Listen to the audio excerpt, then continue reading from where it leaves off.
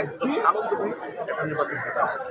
ভাই আরেকটু যদি সিনেমা যদি যাই, যে সিনেমা আজকে প্রায় 8 দিন চলতেছে, কি মনে হচ্ছে 8 দিনের সিনেমার আমেজটা কোন দিক চলে গেল? 8 দিনের না, 2 দিনের পরে সিনেমার অবস্থা শেষ। এবার সিনেমা অবস্থা সবাই জানে, তোমরা আরো ভালো জানো, ঠিক আছে?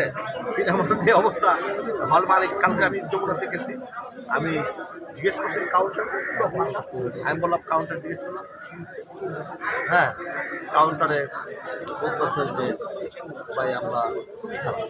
দেখেন এমন সিনেমা আছে টিকিট দিতেছে 4টা 5টা 6টা, অথচ তার কারেন্টের বিল চাইলো তার থেকে 1000 গুণ লক্ষ। 5টা টিকিট কত? 5টা টিকিট কত? সর্বোচ্চ 2000 টাকা। কারেন্ট বিল লাগে না হলে সকালে আপনারা তো একসময়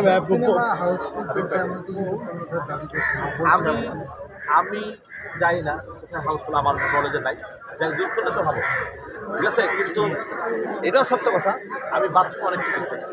ভাই এই সর্বশেষ প্রশ্ন যদি করতে চাই, আপনি তো অনেক টিভির কালেকশন দেখেছেন, অনেক সিনেমার উত্থান পতন দেখেছেন, কি মনে হচ্ছে এই 11টা সিনেমার মধ্যে প্রযোজক তার টাকা লগ্নি টাকা উঠাতে আমি পারছে তো না? সেদিন একটা তেল বলছি যে কেউ যদি বলতে পারে কোনো প্রডিউসার, রাজকুমার বাদ দিয়ে, কারণ রাজকুমারকে সবাই জানে, গান বলে নামে রাজকুমার টিভির কালেকশন পাইছি, হ্যাঁ, রাজকুমার বাদ দিয়ে যদি কোনো প্রডিউসার, কোনো ডিরেক্টর যদি করতে পারে আমি 10 লক্ষ টাকা পাইছি, তোমাদের সামনে চ্যালেঞ্জ করলাম প্রদর্শন থেকে এই পর্যন্ত আজকে পর্যন্ত, আজকে 8 দিন, এই 8 দিনে যদি বলে যে আমি 10 লাখ টাকা পাইছি, যদি ডকুমেন্টস কাউন্ট দেখাতে পারে আমি 2 লক্ষ টাকা পুরস্কার।